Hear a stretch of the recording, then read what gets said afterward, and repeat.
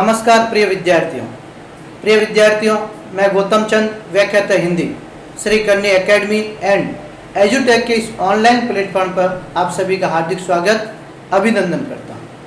प्रिय विद्यार्थियों, हम कक्षा 12 के आरबीएससी पाठ्यक्रम के अनुसार पद परिचय नामक प्रकरण पढ़ रहे हैं। पिछले 3 कालांश में हमने पद परिचय संबंधी जो व्याकरणिक प्रकरण है उनकी जानकारी प्राप्त की। आज आगे करते हैं, इस प्रकरण को निरंतर जारी रखते हैं। आप हमारे साथ बने रहिए और शिक्षा का लुत्फ उठाइए। तो देखिए, पद परिचय के अंतर्गत हम जो आगे पढ़ने वाले हैं उसकी बातचीत करते हैं। अगला प्रकरण अपना रहेगा वाच्य। हमने बात की थी पद परिचय। पद परिचय का मैंने अर्थ ही बताया था, पद इन शब्दों से लिया गया और शब्द जब वाक्य के अंतर्गत प्रयुक्त हो जाते हैं तब वो पद का रूप धारण करते हैं और उन पदों का व्याकरणिक दृष्टि से जो परिचय कराया जाता है वो पद परिचय कहलाता है। पद परिचय के लिए हमें व्याकरण के विकारी और अविकारी शब्दों के बारे में और इसके अलावा अन्य जो कुछ व्याकरणिक प्रकरण है उनकी जानकारी हमें होनी चाहिए। तो हमने जो मुख्य जो पाठ है वो कुछ पढ़े थे और 2-4 बाकी वो पढ़कर फिर अपन मूल पाठ पद परिचय पे आते हैं कि पद परिचय किस प्रकार किया जाता है। तो आज का प्रकरण अगला अपना वाच्य। परिभाषा देखिए, वाक्य में प्रयुक्त क्रिया रूप कर्ता, कर्म या भाव किसके अनुसार प्रयुक्त हुआ है इसका बोध कराने वाले कारकों को वाच्य कहते हैं। अर्थात देखिए, कोई भी वाक्य में जो क्रिया रूप आते हैं वो क्रिया रूप किसके अनुसार आए हैं? कर्ता के अनुसार आए हैं या कर्म के अनुसार आए हैं या क्रिया के भाव के अनुसार आए हैं। अर्थात कहने का मतलब क्रिया रूप में जो लिंग वचन, क्रिया रूप के जो लिंग वचन बदलते हैं वो किसके अनुसार बदल रहे हैं? कर्ता के अनुसार, कर्म के अनुसार या क्रिया के भाव के अनुसार। इसका बोध कराने वाले जो कारक है उन्हें किन नाम से जाना जाता है? वाच्य के नाम से जाना जाता है। तो वाच्य की परिभाषा क्या हुई? वाक्य में प्रयुक्त क्रिया रूप कर्ता, कर्म या भाव किसके अनुसार प्रयुक्त हुआ है इसका बोध कराने वाले कारकों को वाच्य कहते हैं। तो ये इसकी सामान्य परिभाषा है। आगे बात करते हैं वाच्य के प्रकार की। प्रिय विद्यार्थियों, वाच्य को 3 प्रकार से बांटा गया। इसके 3 भेद है। यदि क्रिया का प्रभाव कर्ता पर पड़े तो उसका नाम है कर्तृवाच्य। यदि क्रिया का प्रभाव कर्म पर पड़े तो उसका नाम है कर्मवाच्य और क्रिया के भाव के अनुसार उसके रूप परिवर्तित हो तो उसका नाम है भाववाच्य। अर्थात वाच्य को 3 भागों में बांटा गया है। उसके 3 भेद है। कौन कौन से? कर्तृवाच्य, कर्मवाच्य और भाववाच्य। तीनों को विस्तार से पढ़ते हैं। पहले अपन लेते हैं कर्तृवाच्य। किसे कहते हैं कर्तृवाच्य? परिभाषा देखिए, जब वाक्य में प्रयुक्त क्रिया का सीधा और प्रधान संबंध कर्ता से होता है, अर्थात क्रिया के लिंग वचन कर्ता के अनुसार प्रयुक्त होते हैं, उसे कर्तृवाच्य कहते हैं। अर्थात कहने का मतलब यह है कि जब वाक्य में जो क्रिया रूप आते हैं उसका सीधा संबंध किसके साथ हो? कर्ता के साथ हो। और अपन बात करते हैं वाक्य की। वाक्य के 3 भागों की, कर्ता, कर्म और क्रिया। यदि क्रिया का प्रभाव सीधे किस पर पड़ जाए? कर्ता पर पड़ जाए, यानी कि कर्ता के अनुसार क्रिया के लिंग वचन जहां बदलते हो वहां पर कौन सा वाच्य होता है? कर्तृवाच्य होता है। उदाहरण के माध्यम से समझते हैं। देखिए, कलाकार मूर्ति गढ़ता है। वाक्य गढ़ता है, यहाँ पर क्या है? क्रिया दे रखी है। यदि मैं कलाकार की जगह किसी पुल्लिंग नाम ले लूं, राम मूर्ति गढ़ता है, तो गढ़ता है। और यदि मैं कर्ता को बदल दूं तो क्रिया का रूप भी उसके अनुसार लिंग वचन बदलेंगे। राम की जगह सीता लिख दूं, सीता मूर्ति गढ़ती है। देखो, यहाँ गढ़ती हो जाएगा क्योंकि किसके अनुसार क्रिया बदल रही है? कर्ता के अनुसार। तो वाक्य में जहाँ कर्ता के अनुसार क्रिया पर प्रभाव पड़े या क्रिया का प्रभाव किस पर पड़े? कर्ता पर पड़े, वहां पर कौन सा होता है? कर्तृवाच्य। वह पत्र लिखता है, पुल्लिंग का वह है तो लिखता है, और पुल्लिंग का स्त्रीलिंग का वह होता तो लिखती है। राम पत्र लिखता है, सीता होता सीता पत्र लिखती है। तो देखो, कर्ता के अनुसार क्रिया में परिवर्तन, उसके लिंग वचन में परिवर्तन हो रहा है। दादी कहानी सुनाएगी और दादी की जगह में दादा सब ले लो तो दादा कहानी सुनाएंगे। परिवर्तित हो रहा है नहीं लिंग वचन। तो यानी कि यह परिवर्तन किस लिए हो रहा है? कर्ता की ख्याति। तो वाक्य में जहाँ क्रिया का प्रभाव क्रिया का सीधा और प्रधान संबंध किसके साथ बताया जाए? कर्ता के साथ बताया जाए। अर्थात क्रिया के लिंग और वचन कर्ता के अनुसार प्रयुक्त हो, वहां पर कौन सा होता है? कर्तृवाच्य होता है। तो ये इसकी सामान्य बातचीत। आगे बढ़ता है दूसरा भेद। वाच्य का दूसरा भेद कौन सा है? कर्मवाच्य। परिभाषा देखिए, जब वाक्य में प्रयुक्त क्रिया का सीधा संबंध वाक्य में प्रयुक्त कर्म से होता है, अर्थात क्रिया के लिंग वचन कर्ता के अनुसार ना होकर किसके अनुसार होते हैं? कर्म के अनुसार होते हैं, वहां कर्मवाच्य होते हैं। कहने का तात्पर्य है कि वाक्य के अंदर जो क्रिया आई है और क्रिया का संबंध किसके अनुसार होगा? कर्म के अनुसार। अभी बात की थी कर्ता, कर्ता के बाद वाक्य में क्या आता है? कर्म, और कर्म के बाद अंत में क्या आती है? क्रिया। और जब क्रिया का प्रभाव किस पर पड़ जाए? सीधे कर्म पर पड़े। क्रिया का देखो, हमने जब अकर्मक और सकर्मक क्रिया पढ़ी थी उस समय भी कहा था कि सकर्मक क्रिया में बात की थी कि क्रिया का प्रभाव किस पर पड़ेगा? कर्म पर। तो यहाँ भी कर्मवाच्य है तो क्रिया का प्रभाव कर्म पे पड़ेगा। कर्म के अनुसार ही क्रिया के लिंग और वचन में परिवर्तन होगा। वहां पर कौन सा वाच्य होगा? कर्मवाच्य होगा। तो क्रिया का सीधा संबंध किसके साथ बताया जाए? कर्म के साथ बताया जाए, अर्थात क्रिया के लिंग और वचन कर्ता के अनुसार न बदल के कर्म के अनुसार होते हैं। वहां पर कौन सा वाच्य होता है? कर्मवाच्य होता है। उदाहरण देखिए, कलाकार के द्वारा मूर्ति गढ़ी जाती है। यहाँ पर देखो, अगर मैंने आपको क्या और किसको से प्रश्न के बारे में बताया था कि यहाँ पर कर्म है कि नहीं है? कलाकार के द्वारा क्या गढ़ी जाती है? मूर्ति। मूर्ति शब्द क्या है? यहाँ पर कर्म है। और गढ़ी जाती शब्द ये गढ़ना है ना क्रिया, या यदि इसमें परिवर्तन होता है तो कर्म के अनुसार होगा, कर्ता के अनुसार कोई परिवर्तन नहीं होगा। यदि मैं राम शब्द लिख दूं कि राम के द्वारा मूर्ति गढ़ी जाती है, इसका लिंग बदल दूं, सीता लिख दूं, सीता के द्वारा मूर्ति गढ़ी जाती है, तो बताइए गढ़ी जाती शब्द में क्रिया में कोई परिवर्तन हुआ? नहीं हुआ। यानी कर्ता के अनुसार कोई परिवर्तन नहीं। परिवर्तन होगा तो किसके अनुसार होगा? कर्म के अनुसार। अर्थात क्रिया का संबंध किसके साथ? कर्म के अनुसार। तो क्रिया का सीधा संबंध जहाँ किसके साथ? कर्म के साथ प्रयुक्त होता है, वह कर्मवाच्य होता है। उसके द्वारा पत्र लिखा जाता है। क्या लिखा जाता है? पत्र। पत्र क्या है? यहाँ पर कर्म है। अब देखिए, उसके द्वारा की जगह आप किसी का नाम लिख दो। श्याम के द्वारा पत्र लिखा जाता है, पुल्लिंग का था, लिखा जाता है। और मैं इसकी स्त्रीलिंग, प्रियांशी के द्वारा पत्र लिखा जाता है। बताइए, लिखा जाता है शब्द में कोई परिवर्तन हुआ? कर्ता के अनुसार कोई परिवर्तन नहीं। परिवर्तन होगा तो किसके अनुसार होगा? कर्म के अनुसार ही होगा।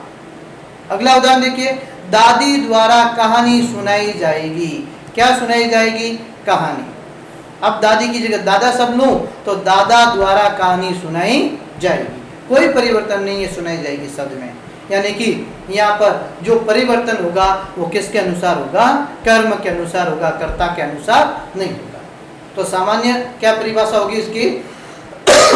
कि जब वाक्य में प्रयुक्त क्रिया का सीधा संबंध वाक्य में प्रयुक्त कर्म से बताया जाए, यानी कि क्रिया के लिंग वचन कर्म के अनुसार प्रयुक्त होते हो, वहां पर कौन सा वाच्य होता है? कर्मवाच्य होता है। तो ये वाच्य का दूसरा भेद कहलाता है। तो विद्यार्थी इस बात की भी जानकारी रखें, कर्मवाच्य में कर्म की प्रधानता होनी चाहिए। यदि कर्म की प्रधानता नहीं है तो क्रिया का प्रभाव उस पर कैसे पड़े। तीसरे भेद की बात करते हैं। वाच्य का तीसरा भेद है भाववाच्य। परिभाषा क्या? देखिए, जब वाक्य में प्रयुक्त क्रिया न तो कर्ता के अनुसार होती है, न तो कर्ता के अनुसार होती है, न कर्म के अनुसार, बल्कि भाव के अनुसार होती है, उसे क्या कहते हैं? भाववाच्य होता है। अर्थात क्रिया रूप है, उसमें परिवर्तन न तो कर्ता के अनुसार होगा न कर्म के अनुसार, बल्कि क्रिया के भाव के अनुसार होगा। वहां पर कौन सा वाच्य होता है? भाववाच्य होता है। इसके अलावा जहाँ असमर्थता का भाव हो वहां भी भाववाच्य होता है। कार्य नहीं करने का भाव, कार्य करने में क्या बताया जाए? असमर्थता, समर्थ नहीं है कार्य करने में, वहां पर भी भाववाच्य होता है। जैसे देखिए, उनसे गाया नहीं जाता है ना? उनसे गाया नहीं जाता, एक तो नहीं असमर्थता का भाव है और गाने यहाँ भाव बताया जा रहा है कि उनसे गाया नहीं जाता है। गर्मियों में खूब नहाया जाता है ना? नहाने का भाव है कि गर्मियों में खूब नहाया जाता है। मां से अब देखा नहीं जाता, नहीं देखने का भाव है, असमर्थता का भाव है। तो जहां न तो कर्ता पर प्रभाव पड़े क्रिया का, न कर्म पर, बल्कि क्रिया के भाव पर उसका प्रभाव पड़े, वहां पर भाववाच्य होता है। तो ये तीन इसके मुख्यतः भेद माने गए। कौन कौन से? कर्तृवाच्य, कर्मवाच्य और भाववाच्य। आगे बात करते हैं इन तीन के अलावा। अब ये जो तीन हमने पढ़े हैं, इनकी सामान्य पहचान क्या है, कैसे मालूम करें कि इसमें कर्तृवाच्य होगा, कर्मवाच्य होगा या भाववाच्य। तो इनकी एक एक दो दो पहचान है, उनको अपन विस्तार से। यदि कोई वाक्य में अपन को मालूम करना है ये कर्तृवाच्य का है, तो उसके लिए दो बातों का ध्यान रखना। कर्ता या तो बिना विभक्ति के होता है या कर्ता के साथ ने विभक्ति आती है, ठीक है ना। देखिए कर्ता कारक के अंतर्गत हमने पढ़ा कर्ता ने, तो जब अपन को मालूम पड़े कि या तो कर्ता के साथ ने विभक्ति आएगी या फिर ने विभक्ति नहीं, है ना। तो ने विभक्ति हमेशा कब आती है आपको ध्यान है? कर्ता के साथ जब क्रिया भूतकाल की हो। राम ने पाठ पढ़ा, है ना, राम ने।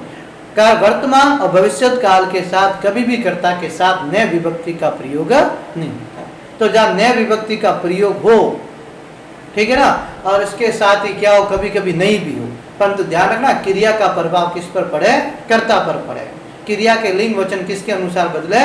कर्ता के अनुसार बदले, वहां कर्तृवाच्य। दूसरी बात, कर्तृवाच्य जो होता है उसमें जो क्रिया होती है वो अकर्मक या सकर्मक दोनों हो सकती है ना।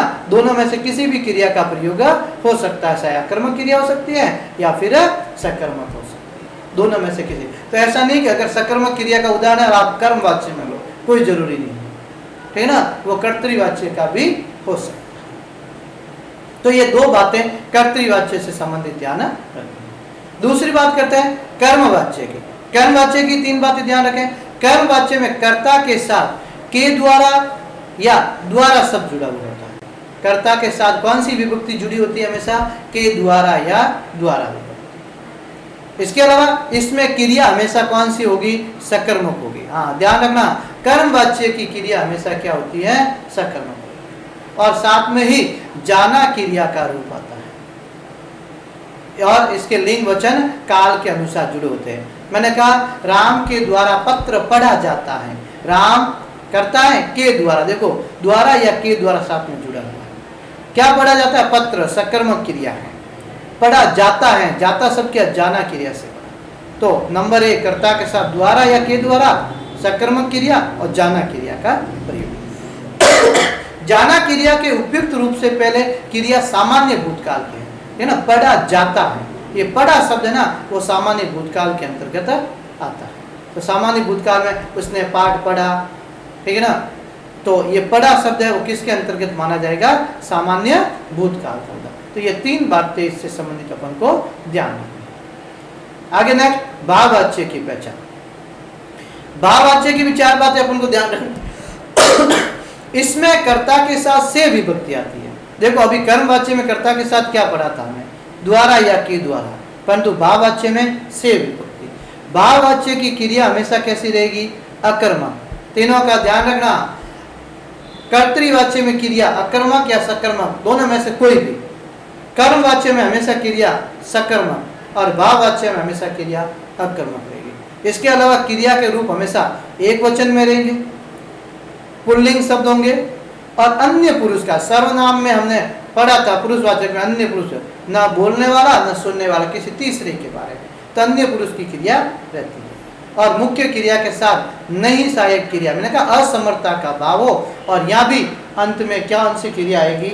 जाना क्रिया का शब्द आता। जैसे माँ से देखा नहीं जाता, माँ के साथ से आ गया, देखा नहीं जाता, असमर्थता का भाव, और जाता जाना से बना। परंतु विद्यार्थियों कहीं कहीं पर जब कर्ता ना दिया हुआ हो, मैंने कहा गर्मियों में खूब नहाया जाता है, सर्दियों में खूब ऊनी कपड़े पहने जाते हैं। यहाँ क्या है? कपड़े पहनने और नहाने, जो ये खूब शब्द आ रहे हैं उसके भाव को बता रहे हैं, क्रिया के भाव को प्रदर्शित कर रहे हैं। तो वह भी भाववाच्य क्रिया भाववाच्य होता है। तो ये तीनों की पहचान है, इसकी हमें सामान्य जानकारी रखें। तो ये छोटा सा प्रकरण था एक वाच्य। आगे बात करते हैं। अब ये थे विकारी कुछ शब्द और इसके अलावा कुछ अन्य शब्द। बात करते हैं अविकारी पद की। जिनको अवयव कहते हैं। ऐसे अविकारी पद की हमने परिभाषा पहले पढ़ी थी कि वे पद जो लिंग वचन काल के अनुसार कोई परिवर्तन नहीं होता है, अविकारी या अवयव कहलाते हैं। ये भी 4 प्रकार के। पहला अपन पढ़ते हैं क्रिया विशेषण। किसे कहते हैं? देखिए क्रिया विशेषण, क्रिया की विशेषता बताने वाले शब्द क्रिया विशेषण कहते हैं। जो क्रिया शब्द है उसकी विशेषता बताने वाले शब्द होते हैं वो क्या कहलाते हैं? क्रिया विशेषण कहलाते हैं। क्रिया विशेषण क्रिया की रीति यानी तरीका है ना, कैसे, स्थान, जगह, कब, ठीक है ना सर, स्थान कहाँ, दिशा, मात्रा या कारण आदि का उल्लेख करते हैं। ये क्रिया की क्या करते हैं? रीति के बारे में, उसके स्थान के बारे में, दिशा, मात्रा या उसके कारण के बारे में बताते हैं। वो क्या कहलाते हैं? क्रिया विशेषण कहलाते हैं। उदाहरण देखिए, वह धीरे चलते हैं। बताइए इस वाक्य में क्रिया क्या है? चलना, चलता है, ठीक है ना। यहाँ चलना क्रिया है, परंतु कैसे चलता है? धीरे चलता है। ये क्रिया की क्या है? विशेषता है। इसलिए धीरे शब्द यहाँ पर क्या है? क्रिया विशेषण। तो वे शब्द जो क्रिया की विशेषता बताते हैं क्या कहलाते हैं? क्रिया विशेषण कहलाते हैं। बात करते हैं क्रिया विशेषण के भेदों की। क्रिया विशेषण के 4 प्रकार है विद्यार्थियों: रीतिवाचक क्रिया विशेषण, कालवाचक क्रिया विशेषण, परिमाणवाचक क्रिया विशेषण और स्थानवाचक क्रिया विशेषण। रीति यानी कैसे, कोई कार्य जो क्रिया संपन्न हुई वो कैसे हुई। मैंने कहा वह धीरे धीरे चलता है। कैसे चलता है? धीरे धीरे चलने की क्रिया बता रहा है। वह तेज दौड़ता है। कैसे दौड़ता है? तेज दौड़ता है। वह जोर से हंसता है। कैसे हंसता है? जोर से। तो ये धीरे, तेज, जोर से, कर्मशः आदि ये शब्द है वो क्रिया की क्या बताते हैं? रीति बताते हैं, तरीका बताते हैं, कैसे क्रिया हो रही है। तो ये किसके अंतर्गत आता है? रीतिवाचक क्रिया विशेषण के अंतर्गत आते हैं। दूसरा है काल। काल यानी समय, यानी कब क्रिया के घटित होने के क्या बताया जाता है? समय, है ना। जैसे शब्द है अब, तब, जब, आज, कल, ये ऐसे शब्द है। एक तो ये क्रिया विशेषण है, वह आज आएगा। कब आएगा?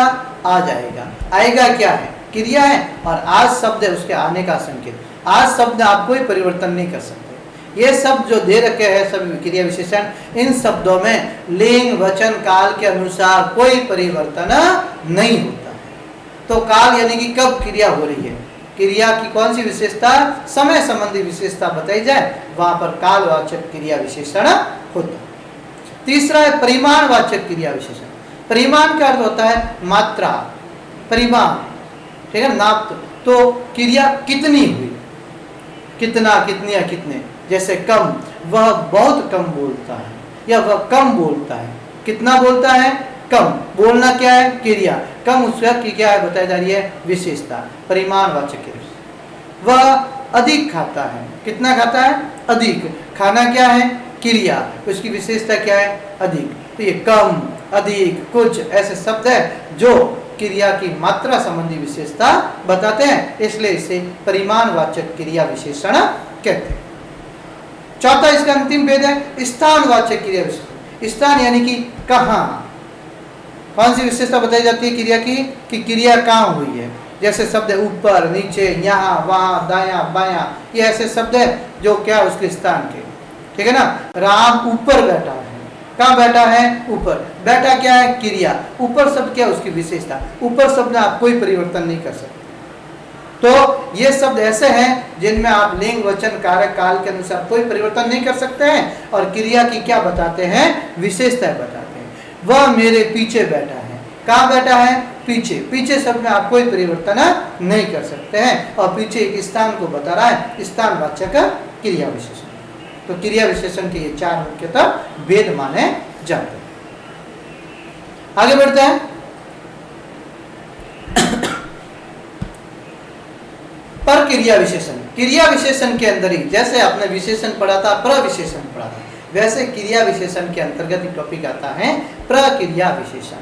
किसे कहते हैं? देखिए, जो शब्द क्रिया विशेषण की विशेषता बताते हैं पर क्रिया विशेषण कहे जाते हैं। देखो, विशेषण की विशेषता बताने वाले शब्द प्रविशेषण, और क्रिया विशेषण शब्दों की विशेषता बताने वाले शब्द पर क्रिया विशेषण कहलाते हैं। अभी हमने शब्द पढ़े थे कि वह बहुत बोलता, वह, ठीक है ना, कम बोलता है, वह कम बोलता है। कितना बोलता है? कम। ये कम शब्द क्या था? क्रिया विशेषण। परंतु मैं कहता हूँ वह बहुत कम बोलता है। कितना कम? बहुत कम। ये बहुत शब्द क्या है? पर क्रिया विशेषण। यानी क्रिया विशेषण की भी क्या बताते हैं? विशेषता। वह तेज चलता है। देखो, चलना क्रिया है और तेज उसकी विशेषता है। ये तेज क्रिया विशेषण शब्द है। परंतु इसकी जगह मैं बोल दूं वह बहुत तेज चलता है।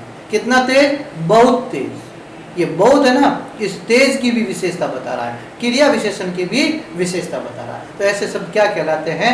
पर क्रिया विशेषण कहलाते हैं। तो प्रिय विद्यार्थियों, वे शब्द जो क्रिया विशेषण की भी विशेषता बताते हैं पर क्रिया विशेषण कहलाते हैं। तो हमने बात की है क्रिया विशेषण की, कि क्रिया विशेषण किसे कहते हैं, उसके 4 भेदों की, और पर क्रिया विशेषण की बात की। आगे बढ़ते हैं और अविकारी शब्दों में दूसरा पर जो उसका भाग है वो है संबंध बोधक अवयव। ठीक है ना? संबंध यानी कि एक पद का दूसरे पद के साथ क्या बताया जाए? संबंध बताया जाए। ऐसे शब्द संज्ञा और सर्वनाम पदों का अन्य पदों से संबंध प्रकट करने वाले पद को संबंध बोधक अवयव कहा जाता है। क्या कहा जाता है? वाक्य के अंदर संज्ञा या सर्वनाम पद आता है, उनका संबंध अन्य पदों के लिए बताने के लिए जिन अवयव शब्दों का या अविकारी शब्दों का प्रयोग किया जाता है वे क्या कहलाते हैं? संबंध बोधक अवयव। जैसे के बाद, के लिए, कारण, वास्ते, अपेक्षा, आसपास, और ये संबंध। ठीक है ना? मेरे घर के पीछे बगीचा है।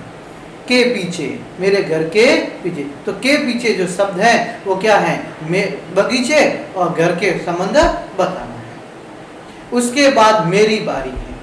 के बाद, उसके और मेरे बीच में क्या बताया जा रहा है? संबंध। तो ये देखो, ये शब्द के बाद, के लिए, कारण, वास्ते, न इनमें कोई परिवर्तन होता। लिंग, वचन, क्रिया के अनुसार कोई परिवर्तन भी नहीं होता है। और ये शब्द है जो क्या करते हैं? संज्ञा या सर्वनाम शब्दों का अन्य पदों के साथ क्या बताते हैं? संबंध प्रकट करते हैं। इसलिए इनको संबंध बोधक अवयव कहा जाता है। तीसरा भेद है इसका समुच्चय बोधक अवयव। क्या परिभाषा है? दो पदों या दो वाक्यों को जोड़ने वाले अवयव शब्द को समुच्चय बोधक अवयव कहते हैं। ये जो अवयव शब्द है, अविकारी शब्द है, वो या तो दो पदों को यानी शब्दों को या दो वाक्यों को जोड़ने के लिए काम होता है। इसका कार्य जोड़ना भी है और विभाजक का भी है। इसलिए इनके अंदर इसीलिए यद्यपि, परंतु, किंतु, एवं, और, तथा, या, अथवा, की, जो आदि शब्दों का प्रयोग होता है। ठीक है ना? मैं कहता हूं राम और श्याम खेलते हैं। राम श्याम को जोड़ने का कार्य किसने किया? और शब्द ने। ये और शब्द क्या है? समुच्चय बोधक अवयव। मैं गांव जाता परंतु बस नहीं मिली। दो वाक्यों को जोड़ा। मैं गांव जाता परंतु बस नहीं मिली। ये परंतु शब्द है, वो दो वाक्यों को जोड़ने का कार्य करता है। तो जहाँ दो वाक्यों को जोड़ने या दो पदों को जोड़ने या विभाजक का जहाँ बातचीत की जाए वहां पर कौन सा कार्य होता है? समुच्चय बोधक अवयव होता है। तो अविकारी अवयव का तीसरा भेद है समुच्चय बोधक अवयव। और अंतिम चौथा इसका भेद माना जाता है वो कौन सा है? विस्मय आदि बोधक अवयव। विस्मय, आश्चर्यचकित करने वाला। ठीक है? तो परिभाषा क्या होगी?